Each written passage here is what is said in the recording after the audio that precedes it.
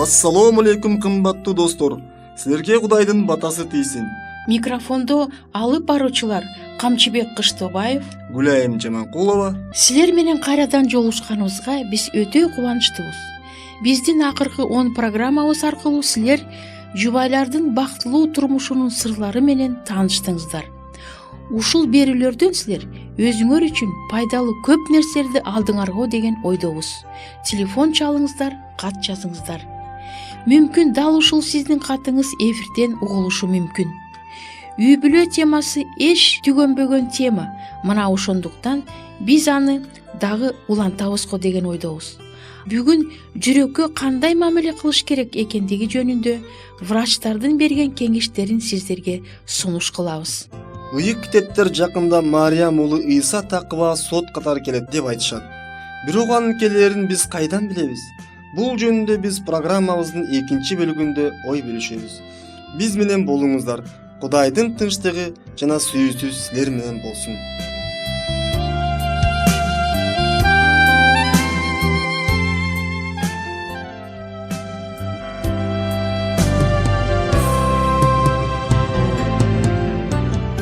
Медицина профессорунун кабылдоосунда 50 жаштагы адам отурат. Анын көздөрүнөн чочулоону, ал турсун коркунучту байкоого болот. Бул киши бир ай мурун жумуштан тепкич менен көтөрүлүп бара жатып, көкүрөгү ооруганын, андан кийин бирөө анын жүрөгүн колу менен кысып жаткандай болуп ооруганын айтат.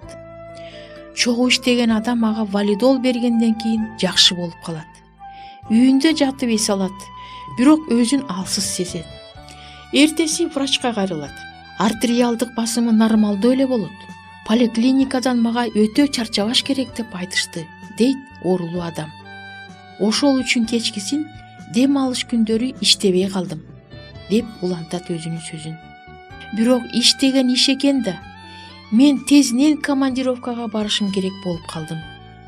Бул жерден кайдагы режим болсун, бирок мен өзүмдү жакшы эле сезип калгам. Бирок бир жумадан кийин ушунчалык катуу приступ болгондуктан аялым тез жардам чакырууга аргасыз болду. Деги мага эмне болуп жатат? Дагы приступ болобу деп корком. Кокусунан инфаркт болуп жүрбөсүн, деди оорулуу адам профессорго. Эгер сиз бир ай мурун врачтын сунуштарын алып, аны тыкандык менен аткарган болсоңуз, дейт профессор, мүмкүн биринчи приступ болмок эмес. Сизде азырынча инфаркт жок.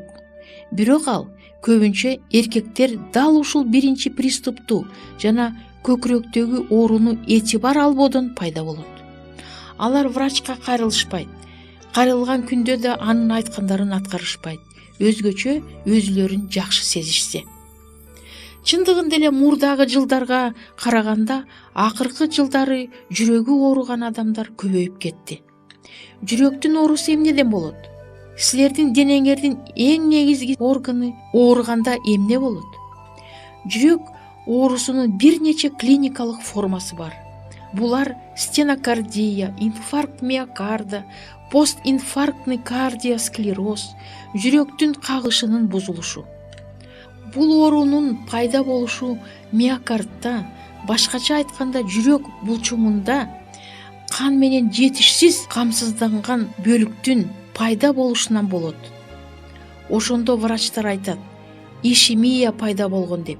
Миокардынын тигил же бул бөлүгүн кан менен камсыз кылуунун бузулушу көбүнчө вена артерияларынын атеросклероз менен жабыркаганынан болот. Тамырдагы атеросклероздун пайда болушу өтө узун процесс. А дегенде кан тамырдын ичинде бир аз гана билинген липидтер пайда болот. Ал акырындап чоңое берет да кан тамырын бүтөп салат. Атеросклероздун пайда болушуна кандагы холестериндин жогору болушу таасир этет. Жаш адамдардын жүрөк оорусунун пайда болушунун жалгыз себеби ушул.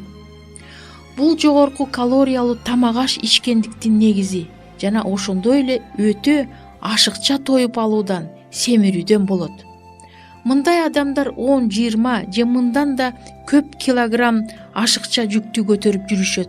Ал эми бул болсо жүрөккө оорчулук келтирет. Бул жүрөк кан тамырларына кан жиберүү үчүн ашыкча күч жумшайт дегенди түшүндүрөт. Бул оору өтө олуттуу оору. Ага жеңил ойлук менен мамиле кылуу өтө коркунучтуу.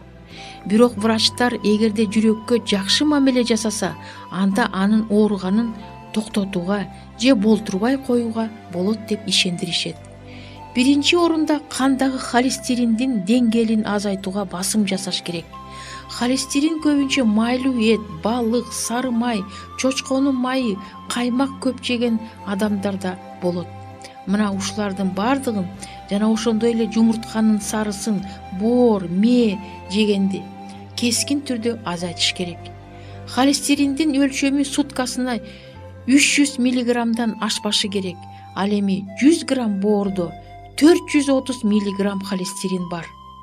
Көбүнчө жашылча, жемиш жегиле, сөзсүз түрдө күнүмдүк тамакка 30 грамм өсүмдүк майын кошуш керек.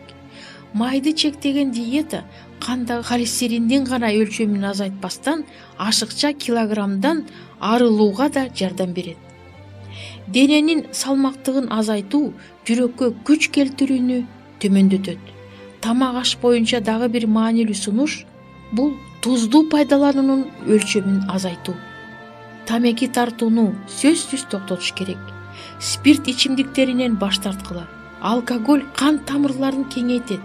Анын жардамы менен кимдир бирөө инфаркт миокардын болушун алдын алыптыр деген жаңылыш сөздүн эч бир негизи жок. Жүрөктүн оорусу жөнүндө дагы бир нерселерди айта кетели. Аны жалаң гана жүрөктөгү органикалык бузулуктар пайда кылбайт. Сөз ар кандай дисгармониялар жөнүндө, биринчи орунда организмдеги климактериялык бузулуулар жөнүндө болуп жатат. Мындан тышкары жүрөк оорусу башка органдардын, мисалы артка омурткаларынын, перифериялык нерв системасынын жабыркашынан да пайда болот. Адамдын стресс абалы, кыжырланып, ачуулана берүүсү да жүрөккө таасирин тийгизбей койбойт. Ошондой эле бирөөнүн мүлкүнө көз артып, ичи тарлык кылып, көп эле ойлоно берсе да жүрөк оорусуна алып келиши мүмкүн. Албетте, жүрөк оорусунун негизги себептеринин жана диагнозду врач гана кое алат. Өз алдынча дарыланууга болбойт. Ошондой эле сары убайымга батпаш керек. Адамдын өзүнүн ден соолугуна акылдуулук менен карап, көңүлүн чыгарбай алдыга ишемдүүлүк менен кароосу дарыланууда жакшы натыйжаларга жетишүүгө жардам берет. Ал эми остеохондроз менен байланыштуу болгон жүрөк оорусу өмүргө коркунуч деле келтирбейт, бирок ооруга жеңил ой карабаш керек. Эгер силер оор жумуш жасап жатканда ооруй баштаса, дароо ишиңерди токтоткула. Мүмкүнчүлүк болсо орундукка отургула. Үйдө же жумушта болсо ыңгайлуу отургула же жатып өзүңөрдү бош койгула. Дароо тилиңердин алдына нитроглицерин таблеткасын салгыла. Ал эми приступ биринчи жолу болуп жатса, анда жарты таблетка жетиштүү болот. Эмне үчүн нитроглицериндин жарым таблеткасынан баштоо керек? Себеби нитроглицеринден кээ бир адамдардын башы катуу ооруйт, кескин түрдө алсырайт. Эгерде 5 мүнөттөн өткөндөн кийин бул белгилер пайда болбосо, ал эми жүрөгүңөрдүн ооруганы басылбаса, анда дагы бир таблетканы салгыла. Дагы 5 мүнөт күткүлө. Эгерде басылбаса, тез жардам чакыргыла. Негизгиси адам өзүнө өзү ишенип, денеңиздердин жашыруун мүмкүнчүлүктөрүнө ишенип, жашоо жолуңардын кайра жаралуу жолун жана ыкмаларын түшүнүп, аларды өзүңүздүн ден соолугуңузду чындоо үчүн, көп жашоо үчүн жана жакшы ишкердүүлүк үчүн пайдаланышыңыз керек. Биздин берген кеңешибизге кулак салыңыздар. Анан силер жүрөгүңөр кай жерде экенин да унутасыңар. Ден соолукта болгула.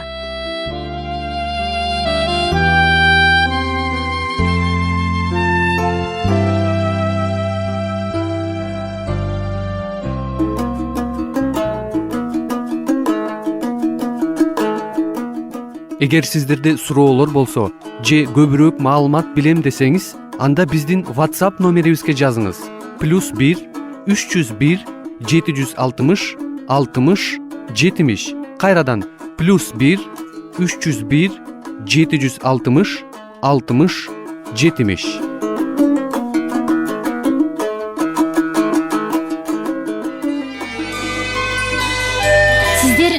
Жана Дүйнө радио программасын угуп жатасыздар. Ким өзүнүн ден соолугун ошондой эле руханий ден соолугун чыңдагысы келсе жана үй бүлөдө болгон түйшүктөрдү чечүүгө муктаж болсо, биздин радио программаларыбыз жардам берет деп ойлойбуз.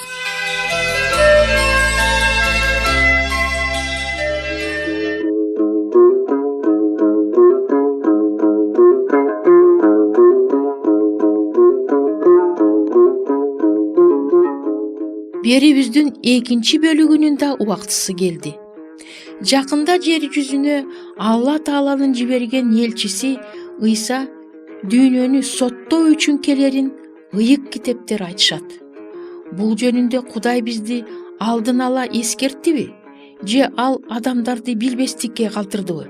Мына азыр биз сиздерди ушул жөнүндө ой бөлүшүүгө чакырабыз.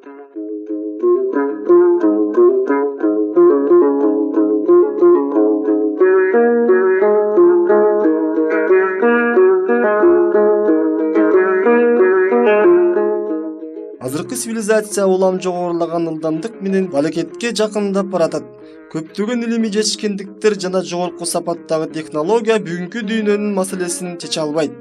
Биздин планета согуштан, табият кырсыктарынан, булгануудан жана тартипсиздиктен жапа чегүүдө. Окумуштуулар бардыгын башкарууга үйрөнүштү. Эң жөнөкөй атомдордон баштап космоско учуучу аппаратка чейин. Бирок адамзатты башкаруунун сырын ача алышкан жок. Турмуштун тескери жактары коркунучтуу ылдамдыкта өсүүдө. Ыйык жазуунун көзү ачыктыгы азыр биз жерде эң кооптуу абалда жашап жатканыбызды көргөзөт. Биз сиздер менен, кымбаттуу достор, ушул пайгамбардыктын бири болгон Даниил пайгамбардын китебинин экинчи бөлүгүн изилдеп чыкканбыз. Пайгамбарлар алдын ала айткан окуялар жөнүндө күнүгө газеталардан окусак болот. Ушул окуялар аркылуу Кудай ушул дүйнөнүн күчтүүлөрүнө мындай деп айткысы келген. Бул дүйнөнү оңдоого силерге мүмкүндүк берилген, бирок силер аны жасаган жоксуңар. Убакыт бүтүп баратат. Ооба, шайтандын таасири астында болгон адамзат дүйнөнүн маселесин чече алган жок жана ушул мезгилде Кудайдын планына ылайык Ыйса бул дүйнөгө 2 рет келиши керек. Ислам жазуулары деген жазуулар бар.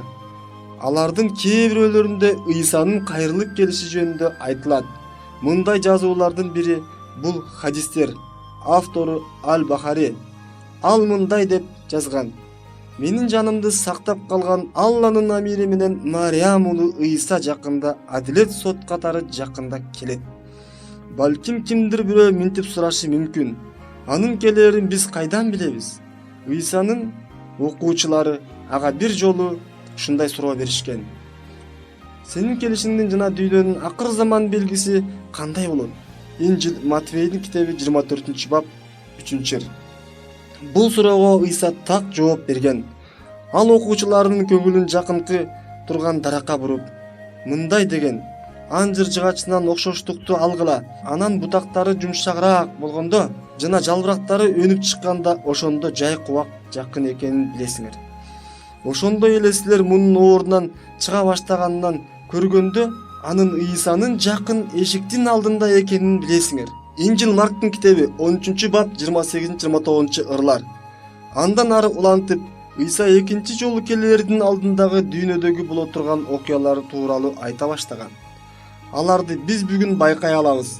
Бул кайсы окуялар? Бүгүнкү күндө биз эң тынчы жок дүйнөдө жашап жатканыбызга макул болуңуз. Досум, бардык тараптан каптап келген проблемалардын алдында адамдар алсыз болуп көрүнүшөт. Ыйса мындай деп айткан: Ааламга келчү кырсыктардан коркушуп, адамдар өлө башташат. Көптөгөн эл башчылары толкундануулардын, тынчсыздануулардын курмандыгы болуп калышат. Албетте, стресс абалына көбүнчө согуштан же саясий күрөштөн болот. Андан ары Ыйса мындай деп уланткан: Ошондой эле согуштар жана согуш кабарлары жөнүндө угасыңар. Анткени элдин үстүнө эл көтөрүлүш чыгарат. Падышачылыктын үстүнө падышачылык. Инжил Матфейдин китеби 24-бап 6-7 ырлар. Ооба, бардык эле кылымдарда согуш болгон, бирок азыркыдай масштабта болгон эмес. Биринчи жана экинчи дүйнөлүк согуштарында өткөн кылымдардагы согуштарга салыштырмалуу эң көп адам өмүрлөрү кыйылган. Согуш бул биздин азыркы турмушубуздун жышааны. Бирок эл аралык мамилелерди жөнгө салуу үчүн зор пландардын болоорун пайгамбарлык танбайт. Ыйык жазуу бул тынчтык пландардын болоорун алдын ала айтат жана эскертет. Бардыгы тынч деп айтышканда, капысынан ал өлүмгө дуушар болот. Алар мындан качып кутула алышпайт. Тынчтык үчүн эл аралык конференцияларды, тынчтык жөнүндөгү декларацияларды эстеп көрөлүчү. Бирок алар алсыз. Акыркы күндө кээ бир мамлекеттер согушуп жатышат. Ал эми калгандары согушка даярданып жатышат. Ыйсанын жерге келери жакындап калгандыгынын белгилерин биз бүгүн дагы эмнеден байкай алабыз? Биздин жерибиз коркунучтуу ылдамдыкта булганып жана калкы өтө көбөйүп бара жатат. Биз дем алып жаткан аба күнүгө булганат. Калктын санынын өсүшү азык-түлүк базасынын өсүшүнөн ашып түшүп, ошонун натыйжасында бүгүнкү күндө миллиондогон адамдар ачка калууда. Ачарчылык дүйнөлүк проблемага айланып бара жатат. Басып келе жаткан ачарчылык толкунуна алдын ала чара көрүү үчүн миллиондогон тонна буудайларды бир өлкөдөн экинчи өлкөгө ташып, зор күч жумшалууда. Бул шарттар да Ыйсага белгилүү болчу. Жана жерлерде ачарчылык, катуу оорулар жана жер титирөөлөр болот. Инжил Матфейдин китеби 24-бап 7-ыр. Бул жаңылышсыз жышаандардын кеңири таралышы, Ыйсанын дүйнөгө экинчи жолу келишинин жана акыр замандын болушунун жакындап калганын билдирет. Ошондой эле Ыйса жер титирөөлөр жөнүндө акыркы мезгилдин жышааны катары айткан. Акыркы 150 жылдын ичинде бүткүл дүйнөлүк тарыхына караганда көбүрөөк жер титирөө болгон. 1755 жылы болгон зор Лиссабон жер титирөөсүнөн баштап бул табигый кырсыктардын саны улам жогору болду. Чынында эле эгерде 15-кылымда 174 катуу жер титирөө болсо, 19-кылымда анын саны 2119га жеткен. 20-кылымдачы жер жүзүндө азыр орто эсеп менен алганда жылына 30 000 жер титирөөлөр болот. Акыркы 50 жылдын ичинде болуп көрбөгөндөй 12 жер титирөө болду. Ошондо 60 000 адамдын өмүрүн алып кеткен. Кыйроонун зыяны миллиарддаган долларларды түзөт. Мындай кырсыктардын тизмеси уланууда. Кылымдар өтүп, жердин алы кетип, тамтыгы чыккандай көрүнөт. Кымбаттуу достор, социалдык дүйнөдөгү акыркы күндөрдүн жышаандары жөнүндө ой толгоолорду биздин келерки берүүбүздө уланталы.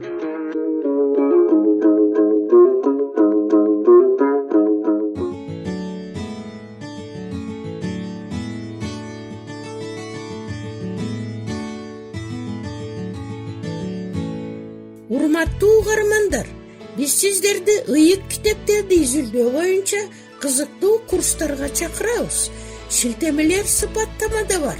Же программанын аягында QR-кодун сканерлеңиз.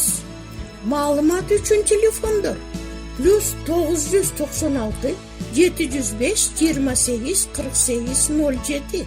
Кайталаймын.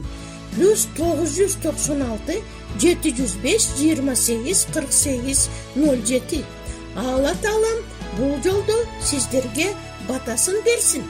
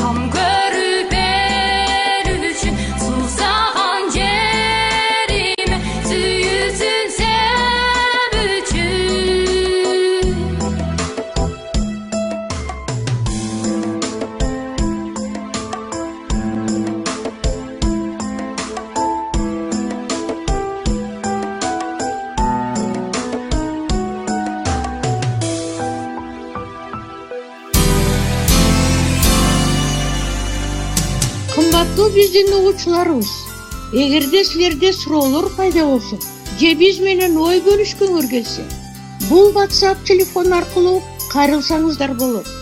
+996 705 28 48 07. Кайталаймын. +996 705 28 48 07. Жана жаңы маанилүү видеолорду өткөрүп жибербөө үчүн биздин каналга жазылыңыздар. Ден соолукта болгула. Кудайым силерге батасын берсин.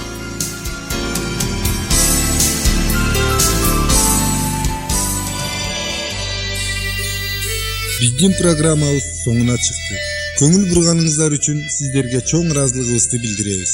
Сиздер менен дагы кайрадан аба толкунунда жолугушабызго деген үмүттөбүз. Саламатта болуңуздар.